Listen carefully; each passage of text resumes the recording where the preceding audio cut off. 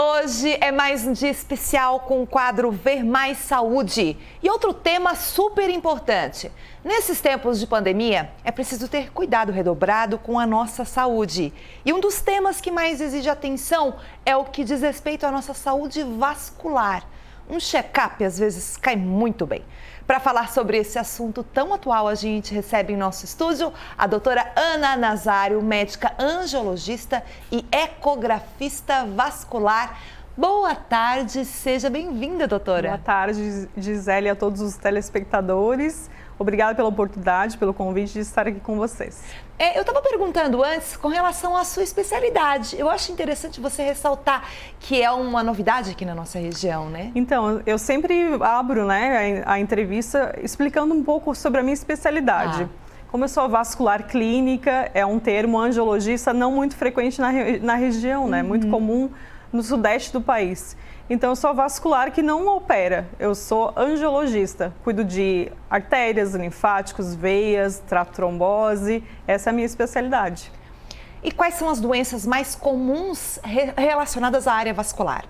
Então, como tratamos de linfáticos, artérias e veias, o carro-chefe em relação às veias são as varizes, e a trombose também é um carro-chefe. Em relação ao linfedema, relacionado aos linfáticos, é outra doença bem acometida. E em relação às artérias, são as doenças arteriais, principalmente que acometem carótidas ou as artérias das pernas, são as principais. E dá para especificar, assim, nessas, pincelar pelo menos a questão das causas e os cuidados, doutora? Em geral, a doença vascular ela é atribuída ao sedentarismo, O fator genético também está muito embutido nas doenças vasculares, principalmente em relação a varizes. E ao modo de vida em relação à alimentação, também temos atribuições ao colesterol elevado, diabetes, hipertensão, que nessa cascata, que chamamos de comorbidades, levam a doenças vasculares. Interessante nessa questão desse assunto, pessoal, é que às vezes o pessoal procura por questão estética.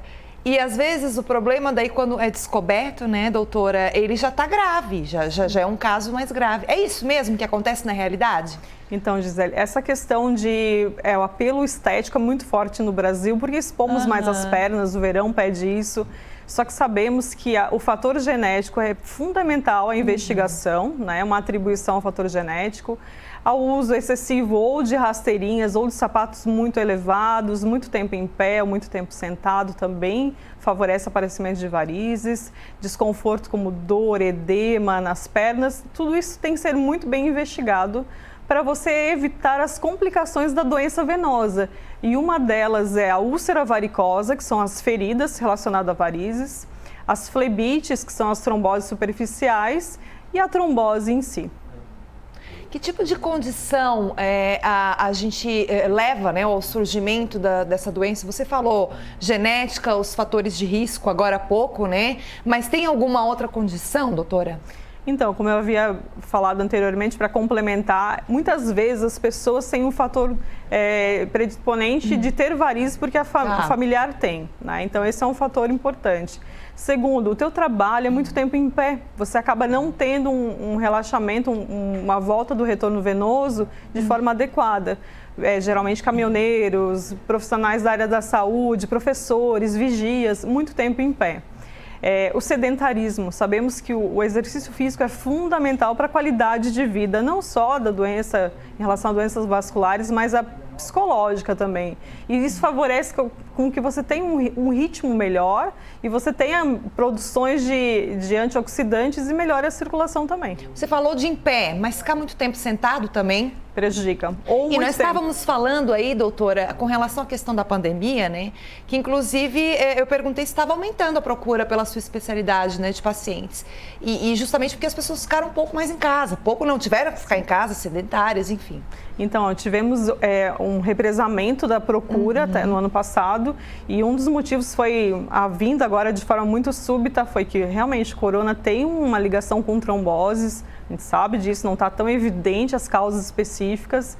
Existe o ganho de peso, o sedentarismo, mudou a qualidade de vida das pessoas e o medo em procurar a rotina dos seus check-ups represou muito em relação à procura. E foi o fato de agravar muitas doenças. Então, muitos diabéticos acabaram tendo problemas. E hoje a gente acaba tentando amenizar o que a gente represou o ano passado. Agora, falando dessa questão trombose, você falou de novo, acho importante a gente destacar, né? Ela pode ser fatal, né? O que torna essa doença tão agressiva, né? E se ela é reversível ou irreversível, tem casos? Então, um dos principais fatores é que 30% é assintomática. O fato de não ter sinais e sintomas já é uma gravidade, né? 30% das pessoas. E o segundo fator é que, geralmente, a trombose acomete panturrilhas. Tá. E ela pode deslocar essa sujeira, esse trombo, através da veia para o pulmão. E quando vai para o pulmão, dá embolia pulmonar e pode levar ao óbito. Então, a preocupação realmente são nos casos assintomáticos e nesses casos que a pessoa tem alguma alteração na perna e não procura atendimento por medo do corona. Então, deixa de procurar atendimento, acaba indo a óbito por questões que são preveníveis, né?